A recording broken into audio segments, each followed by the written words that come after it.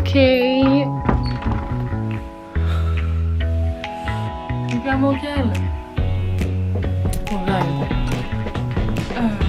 Ah, voilà, parfait.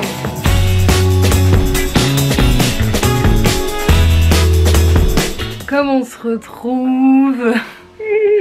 Je suis extrêmement stressée. Aujourd'hui c'est un jour particulier car comme vous avez pu voir sur le titre de cette vidéo, c'est The Annual Vision Board.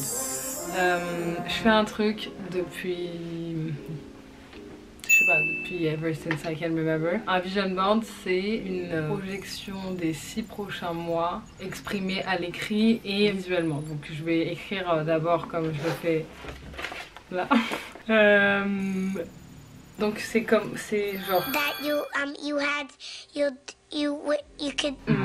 bref, c'est genre un truc ou un papier A4 divisé en deux avec les 6 derniers mois et les 6 prochains mois. Les 6 derniers mois c'est un peu pour avoir un recap et de me rappeler de ce qui s'est passé de bien et d'être cool avec moi-même, d'être reconnaissante du passé et de ce que j'ai réussi à accomplir. Et les 6 mois d'après c'est plus pour me mettre la pression, d'être en mode genre...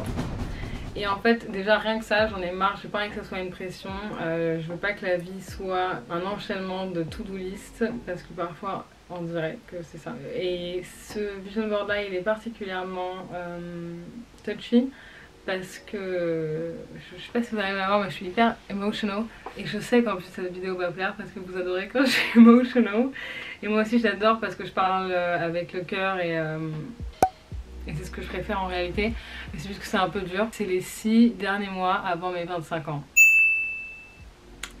Et en fait je suis un peu fatiguée là déjà, je suis un peu emotional, je suis revenue de vacances, je me sens un peu émotive et tout, je pense que j'ai mes règles qui vont arriver. Et je sais pas, je me sens un peu lourde et on est en août, genre à la base cette vidéo devait être tournée en juin. Pour dire à quel point je me mettais déjà la pression sur à quel point mon vision board devait être parfait.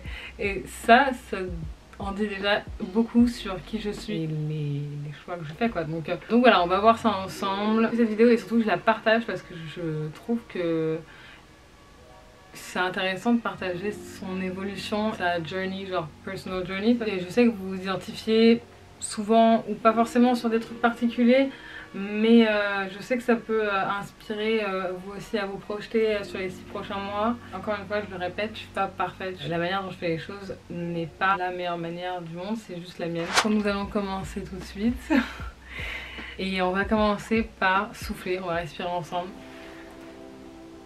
Si vous aussi vous avez votre ordinateur devant vous, ce que je fais sur Keynote pour les habitués, et en fait j'ai sur mon journal intime, du coup comme je disais j'étais tellement stressée par faire mon vision board et mettre à place ce dont j'avais envie parce que j'ai tellement envie de faire plein de choses. J'ai écrit 12 fois mon vision board, donc là ça y est on va le faire, on va porter ses couilles et ses ovaires et on va y aller à Donf et on va y aller ensemble. Donc si toi aussi tu veux faire ce moment là ou regarder la vidéo et après faire le tien, et voilà. Mais moi je te conseille quand même d'avoir un peu des idées pour toi avant de regarder le mien parce que par exemple même avec ma soeur jumelle on a tendance à genre essayer de le faire séparément pour pas être influencé parce qu'on va être en mode ah non moi aussi, alors que c'est quand même un truc très personnel. Et c'est ça que j'aime aussi beaucoup avec le vision board, surtout avant tout, c'est que c'est sur ta journey à toi et pas celle de quelqu'un d'autre. Et si tes goals des 6 prochains mois c'est d'avoir les cheveux longs, et bah ça l'est, alors que si c'est de monter un business, bah c'est aussi important qu'avoir les cheveux longs. Enfin si ces choses là sont importantes pour toi, elles sont importantes pour toi. Et voilà, donc c'est juste de pas trop se comparer aux autres parce que ça sert à rien et qu'on n'a pas les mêmes envies. Ce que je dis toujours c'est que le plus on s'écoute réellement nous-mêmes, le plus on a de chance de vivre la vie qu'on veut vivre, parce que si on passe notre vie à être influencé par les autres, et ben il y a de grandes chances qu'on finalement vive pas exactement la vie qu'on veut vivre. Et moi je dis ça alors que je sais très bien que bref, mais commençons. Peut-être que je ferai une autre vidéo sur l'influence, pas comme le métier, mais je veux dire genre qu'est-ce que ça fait d'être influencé, comment rester intègre. Bon bref, on va commencer parce que je me perds. Et je vais fermer les fenêtres parce que je suis extrêmement parano et pudique, mine de rien, même si ça va finir sur internet. Quand je suis en train de le créer, il faut que je ferme les fenêtres et être sûr que personne n'écoute. First step, on va aller un peu en arrière et on va noter les 6 premiers mois de janvier à juin. Du coup plutôt janvier à août, parce que genre là on est en août, peut-être juin. Bref, de janvier à l'été. Et je vais noter ce que j'ai accompli, ce dont je suis fière. C'est important d'abord, avant tout, de se remercier des choses qu'on fait, se faire du bien. lieu d'être dans la quête et du après, qui moi j'ai tendance à faire ça un peu trop souvent, d'être toujours dans le après, what's next, plutôt genre bravo pour ce qui s'est passé. Donc voilà, il s'est passé ces 6 derniers mois, il s'est passé plein de choses. J'ai déménagé dans cet appartement en novembre 2021, j'ai déménagé tout seul pour la première fois. J'ai redéménagé de bureau, j'ai appris à dormir seule, même vous savez avec la vidéo Embracing Aloneness, c'était pas facile et j'ai appris à passer plus de temps seule. Toujours pas simple, d'autant plus que je suis dans une nouvelle relation amoureuse. Moi je pense que j'adore les relations parce qu'elles m'apprennent aussi beaucoup sur moi et sur le truc de duo aussi. C'est tellement important pour moi de rester fidèle à moi-même, peu importe les nouvelles rencontres. Et en même temps, c'est important aussi un peu de let loose. Il y avait aussi cette issue de vraiment me ressentir femme après m'être rasé la tête qui a été quand même un énorme choc. Je me suis rasé la tête en été 2021 et puis j'avais re-rasé pour me faire un blond, ah oui, vers Halloween. Ça m'a pris beaucoup de temps de me retrouver, ma féminité et tout. Et en fait, je vois la féminité comme un truc hyper différent. Je crois que me raser la tête, ça m'a beaucoup plus rapproché de ma féminité que je pensais. Pas que je voulais particulièrement être plus féminine. Enfin moi j'ai une idée de la féminité qui est hyper condescendante et l'idée d'être féminine est mal vue de ouf. Parce que justement être féminine c'est être une tapette ou genre c'est être dépendante de quelque chose, de quelqu'un, d'un homme souvent. Je trouve que quand je me suis rasé la tête j'ai vu le côté très fort d'être en fait plutôt un humain et I happen to be a woman et genre c'est vrai que se raser la tête ça a remis grave des choses en perspective, ça remet en question. Putain il y a un pigeon qui me regarde, j'ai l'impression que c'est un... Il me dit quand il a vu que je le regardais il a tourné la tête. Ça a grave remis en question toute ma féminité, ma manière d'aborder les hommes, ma manière de me voir face aux hommes, que les hommes me voient. Et en plus c'est con hein, mais je me suis promis que le prochain gars avec qui je suis, s'il peut pas m'aimer avec les cheveux courts, je veux pas qu'il m'aime avec les cheveux longs. Et c'est trop bête parce que genre avec un peu de chance je rencontre un mec qui est genre juste qui est au-delà de ça. Mais sur le moment c'était un point important pour moi parce que j'avais l'impression d'être plus vue comme une femme. Du coup j'avais rien à apporter aux hommes et du coup ils étaient plus intéressés par moi. Quand je me suis rasé la tête j'avais l'impression d'être genre un bâton et genre je crois que je préférais être sexualisée qu'être un bâton et du coup ça m'a grave c'est trop bizarre de dire ça mais ça m'a grave remis tout en perspective. On se rend pas compte à quel point ça change et puis je suis ultra consciente de à quoi je ressemble par mon travail aussi d'être genre souvent devant la caméra. Voilà bref les 6 derniers mois le rasage de tête il a été intense, enfin surtout la repousse. C'est au Mexique avec ma meilleure amie que j'ai filmé et en fait en revenant du Mexique très single trip Ruby is gonna live her single era et last thing you know je me mets sur une application de rencontre, je rencontre un mec et je sors avec lui et je suis en couple.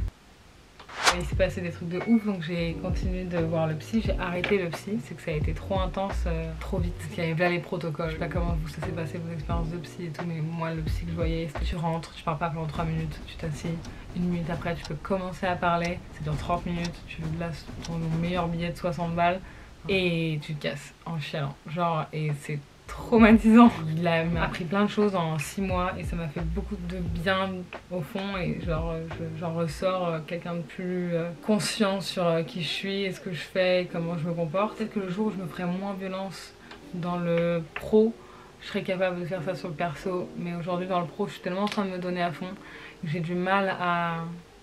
Je sais pas, peut-être que je me donne des excuses et j'ai revu mon premier amoureux avec qui il s'était passé une longue relation et qui m'avait évidemment traumatisée.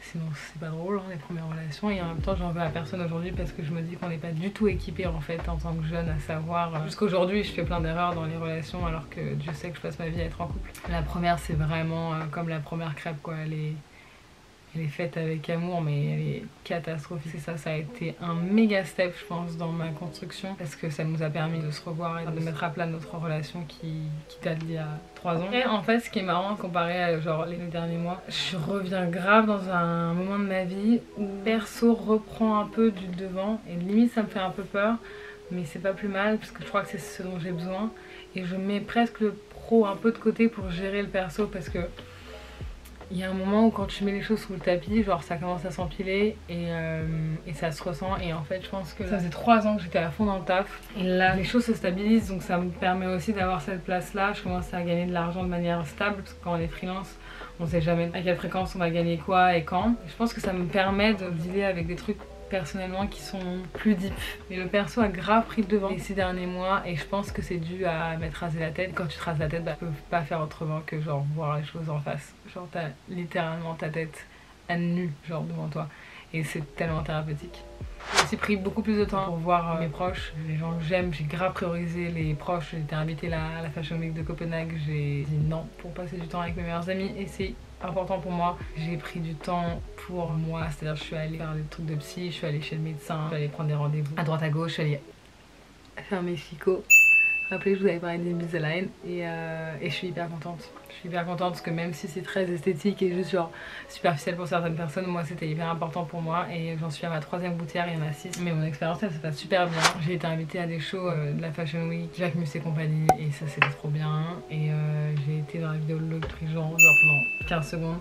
Mais c'était dans mon vision board de l'année dernière. J'ai continué à faire des projets super, j'ai augmenté les gens qui travaillent avec moi chez Rusmin. Je suis fière de pouvoir payer les gens à leur juste valeur et de leur montrer que j'ai envie qu'ils restent quoi à travers ça parce que c'est important. Je suis très fière de cet appartement, quand je rentre de vacances et que je me retrouve ici, je me dis putain, t'as créé un cocon pour toi-même et tu t'en rends même pas compte quoi. C'est quelle chance d'avoir un petit nid ou un petit temple d'amour où pouvoir me poser et je suis hyper fière. Donc là on va passer sur les 6 prochains mois. Je vais juste noter vite fait les 6 derniers mois qui s'est passé et je reviens vers vous pour les 6 prochains mois. Alors il y a 2 choses que je vois sur mon vision board que j'avais mis les 6 derniers mois que je voulais qu'il arrive sur les mois là à venir et il y a écrit 2 choses. Il y a écrit voyager seul et réfléchir à en parler. Et je trouve que c'est 2 choses que j'ai pas vraiment fait. Du coup j'ai envie de continuer pour les 6 prochains mois. J'ai beaucoup de requests à me faire pour les 6 prochains mois. Donc je vais essayer de les écrire tous et ensuite mettre des images dessus. La première va être de listen to your own boundaries. C'est un peu le cheat code to life. Moi je toujours été quelqu'un qui pensait que j'avais pas de limites. Genre, tu sais, il y a des gens qui sont hyper bons à dire ce soir je vais dormir chez moi, je pense que c'est mieux. Ou genre, t'es dans un dîner, Bah, moi je vais rentrer. enfin, tu vois, et que tout le monde autour de la table respecte ses boundaries et c'est super cool et tout. Bah, moi, j'ai jamais été une personne avec des boundaries et je pense que c'est bien que je m'en mette. On m'en a jamais mis. Petite, j'ai été hyper libre à moi-même et c'était bien et pas bien sur plein de trucs, mais s'il y a bien un truc que j'ai envie d'apprendre. C'est d'apprendre avant même de les mettre, même mes boundaries, c'est de les écouter et de les exprimer de manière sympathique et pas être trop agressive. J'écris principalement en anglais parce que c'est une langue avec laquelle je me sens le plus à l'aise. Donc voilà.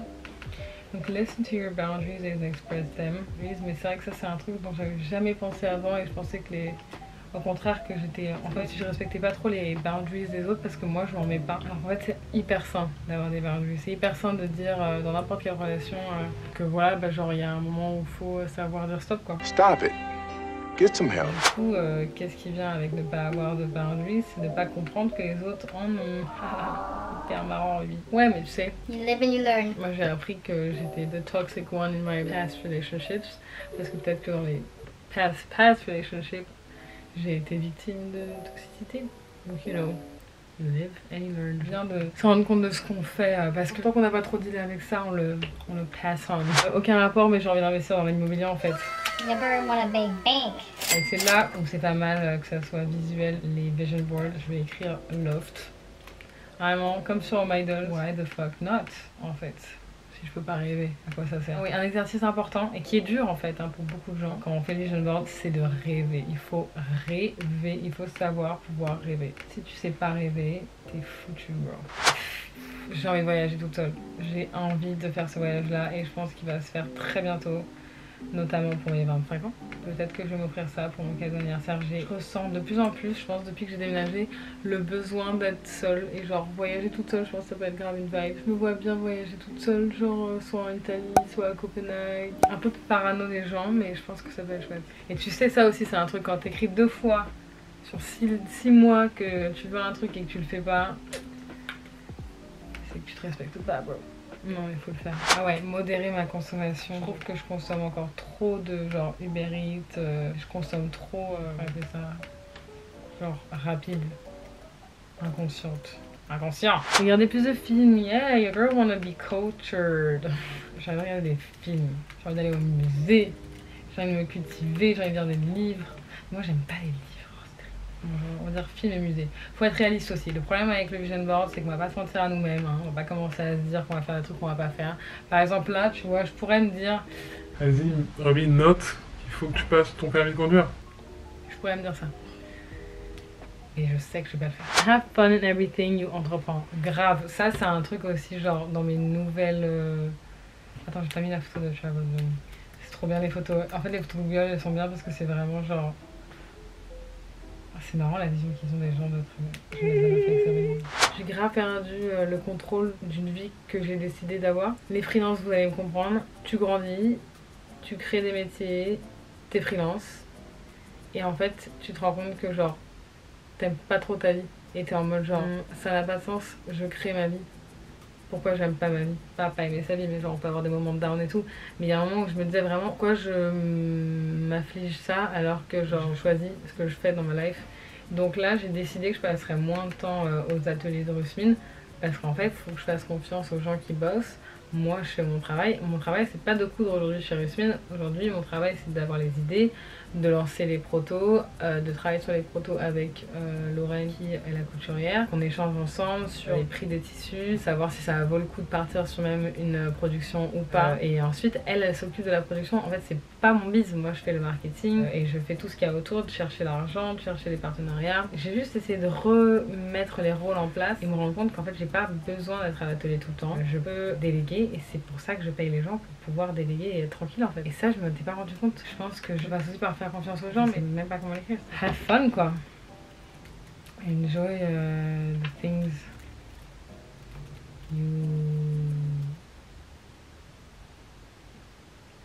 you work on. De s'amuser, genre je veux repasser du temps à la maison à faire des vidéos, c'est ça qui m'amuse aussi. En fait il faut que je me fasse confiance parce que je fais tellement un métier nouveau et je fais plusieurs métiers. Je suis aussi consultante en marketing pour des marques, donc il y a des moments où je suis genre devant un bureau en 9 to 5, donc il faut que je puisse me faire confiance, sinon on va pas y arriver, je vais arrêter et ça va être nul. Be honest with yourself. Be honest with yourself. Donc genre, stay at home when you want to stay at home. Don't go out parce que t'as l'impression que tu vas avoir FOMO. Genre, be honest with yourself. Bitch. Be honest with yourself when you're getting crazy. Parce que parfois je pars en couille et je suis en mode genre, bro, regarde les choses en face. Tu deviens folle là. Honest. Une petite photo de honesty. Honesty. C'est un peu cringe mais j'aime bien. Très Google Images mon vision board cette année. Très peu Pinterest. Take your time, tu vois, c'est ce que je fais aussi. Je pense que là pour les 6 prochains mois, vu que j'ai décidé de passer 2 fois moins de temps à l'atelier, c'est pour vraiment prendre mon temps et investir dans ce qui m'intéresse et lâcher un peu, genre faire confiance aux gens. Et c'est intéressant d'écrire Take your time, surtout sur les 6 derniers mois avant mes 25 ans, parce que je mets tellement la pression sur accomplir des énormités avant 25 ans que ça me fait rire d'écrire ça. Welcome your emotions and express them calmly. Wow, this one. Ouais. Ça c'est un truc que ma sophro elle m'avait appris, que j'avais grave kiffé. Quand je parle de ma sophro, ça me donne envie de respirer. Quand on ressent des émotions qui sont un peu fortes et qui nous mettent un peu dans tous les sens, de les regarder, de les laisser passer, de les accueillir mais de les laisser passer, voilà, vivre avec, genre les accepter. Et moi c'est un truc que genre je peux grave mettre un stress sur même pas, je veux même pas voir l'émotion, genre je suis en mode genre what? Je suis tellement je contrôle tout et pas que les miennes, celles des autres aussi, tu vois. Je suis en mode attends, quoi? Je suis trop chiante. Yeah, c'est un truc que j'ai commencé à faire récemment. Workout as an enjoyment. Vous allez me dire, elle est folle la photo, elle est complètement charbe. J'ai juste des TCA. Très jeune, j'ai commencé à genre rentrer dans des trucs pas très sains. J'ai une relation avec la bouffe qui est compliquée. Ça va mieux depuis genre le confinement, j'ai arrêté le sucre. Au début c'était très drastique et en fait moi j'ai un peu besoin de faire des choses comme ça pour rééquilibrer mon utilisation. Encore une fois, beware, faites attention. ce que je dis, c'est pas gravé dans la roche. On a tous des manières différentes de gérer les trucs. Moi par exemple, je sais que pour diminuer ma consommation, même rien que des réseaux sociaux, ça m'a aidé pendant les vacances d'arrêter totalement pendant une semaine. Et le sucre c'était pareil, j'ai arrêté pendant 21 jours et après j'ai repris la petite parce que j'avais besoin de retrouver une consommation consciente de tout ça. Et les réseaux sociaux c'est la même chose. Récemment, donc le sport c'est venu avec, à cause de la trottinette électrique, ou grâce un peu finalement, j'ai arrêté de faire du sport et j'étais obligée de pas faire de sport pendant un mois. Et ça m'a trop matrix et en fait ça m'a rappelé à quel point j'aimais faire du sport par envie et par sensation de suer, cette euphorie, l'endorphine que le sport te procure. J'avais oublié ces sensations totalement et quand j'ai pu en refaire, j'étais en mode genre plus jamais j'ai envie de faire du sport par espèce d'obligation relou.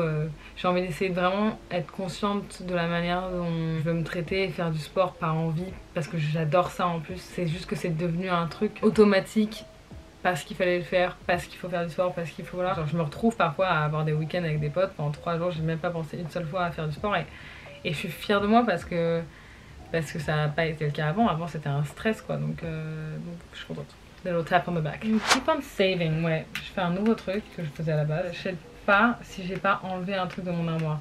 Donc il n'y a rien qui rentre dans mon armoire tant que quelque chose ne s'est pas sorti. Et je faisais ça quand j'avais 14 ans parce que j'avais juste pas l'oseille et que j'essayais encore une fois de gérer mes addictions. Et là j'ai réussi à le refaire donc je suis hyper contente et je suis hyper fière de moi de commencer à... Je continue à le refaire et donc ça me fait plaisir. Make sure you spend enough a long time. Parce qu'en fait parfois I get carried away et j'ai envie de rester avec les gens genre jusqu'à que mort s'en suive. Mais non en fait rentre chez toi frère. Trop des abandonment issues, genre je peux avoir une manière de m'attacher aux gens qui est pas hyper saine. Donc quand j'ai rencontré mon ex et qu'on a habité ensemble directement, je pense pas que ça soit sain. Avec le recul je me dis bah en fait j'ai fait ça parce que genre c'était la facilité et parce que genre j'avais besoin de me raccrocher à quelque chose et je pense pas que ça soit ça du tout. Je pense que c'est très important d'habiter seul avant d'habiter avec quelqu'un, voire jamais habiter avec quelqu'un. Si on peut se le permettre. Trust your past and future decisions. Ouais. Et without feeling guilty, parce que c'est vrai que moi je passe ma vie à me sentir mal. Without feeling guilty. Parce que aussi moi j'ai l'impression que genre les gens ils vont être tristes si je pars mais tout le monde s'en va les couilles. Ou ceux qui vont être tristes c'est vraiment qu'ils ont des soucis et donc là il faut qu'ils les règlent, c'est pas mon problème quoi. Faut essayer de différencier. Mais c'est trop bien, moi je trouve que c'est trop bien cette vague de romantiser, de passer du temps seul parce que c'est vrai en fait, c'est important. On valorise pas assez passer du temps seul. MDR elles sont trop cringe, moi la meuf qui danse toute seule c'est trop fun. C'est ça ce niveau de contentment que je veux ressentir. Tu sais quand t'es tout seul sur ton canapé t'es en mode genre yeah. Donc mon pack je pense que moi j'ai une addiction à déménager, c'est viscéral. On a déménagé 17 fois dans ma vie, dans ma famille et je veux qu'une chose là, c'est genre redéménager. Bon, ah oui, ça aussi c'est un truc qu'il faut que je mette en tête. Je stresse très vite donc j'essaye de me dire de pas faire plus de 4 activités par jour. Parce que sinon je peux grave me genre overflow et encore une fois c'est même acabit qu'être esclave de son propre business. Quand t'es ton propre employé, en fait tu t'exploites hein. C'est pas ouf, alors que franchement c'est vraiment pas ouf. Même des dîners et tout genre, ça me drain, ça me fatigue. A day, ne deviens pas esclave de ton entreprise. À quel moment bro? Genre la meuf elle a sa propre entreprise, elle est CEO de ton entreprise et elle s'exploite elle-même? Makes no sense. Not under my sight. Non, non, José. Je pense qu'aussi on a une vision hyper binaire du CEO. Moi je veux pas plus de 45 000 followers sur Instagram. Faut savoir s'arrêter. Je veux pas, je me réveiller à 5 h du matin. Je veux pas. Je veux être tellement bien que si un jour où je me réveille et que finalement je veux pas être au travail et je veux regarder un film sous la pluie, genre pas littéralement sous la pluie, mais il pleut dehors et que j'ai envie d'être dans la chambre, et ben je peux. Bon après évidemment t'as les responsabilités qu'il faut faire. Mais... Realigning my needs and wants to the job I accept and how I accept them. Donc ouais genre vraiment être picky on the jobs and how I do them. Je vais avoir des partenariats parfois et par flemme, je vais pas renégocier le contrat et voir exactement comment ça pourrait être plus intéressant. Vraiment je veux me prendre un peu la tête et dire en fait c'est pas comme ça que je veux le faire, je veux le faire comme ça et vous allez accepter. Si vous acceptez pas, bye bye. J'ai réalisé qu'en fait c'est vrai que si je veux vraiment travailler avec une marque c'est cool de jouer le jeu quoi. Et quand t'es influenceur t'es payé pour des trucs mais des trucs pour lesquels t'es pas payé forcément et c'est pas mal de jouer le jeu si tu veux travailler avec la marque. Après moi je suis quelqu'un qui est pas... mes ambitions de vie sont pas de genre travailler avec une marque. Pour être honnête avec vous, en plus la Fashion Week, je m'en bats les couilles quand j'étais petite, c'est un truc, mais rien que à mes 20 ans, c'était encore un truc qui me... Aujourd'hui, c'est pas du tout ma priorité. Et je trouve ça grave dommage. J'aurais kiffé qu'on me donne l'opportunité d'être à la Fashion Week quand ça m'excitait, genre de fou. Aujourd'hui, genre j'ai limite la flemme. C'est pas du tout parce que genre je suis pas hateful ou quoi, c'est plus parce que ça a pas de sens ces choses-là. C'est agréable, tu vas à 1-2 défilés, mais ça n'a aucun sens d'avoir 4 villes avec 12 défilés par jour. Ça n'a aucun sens pour moi, donc voilà. Donc pourquoi je disais ça? Be willing to go the extra mile. Push for creativity, ouais. Bon, j'ai grave envie de pousser la créativité.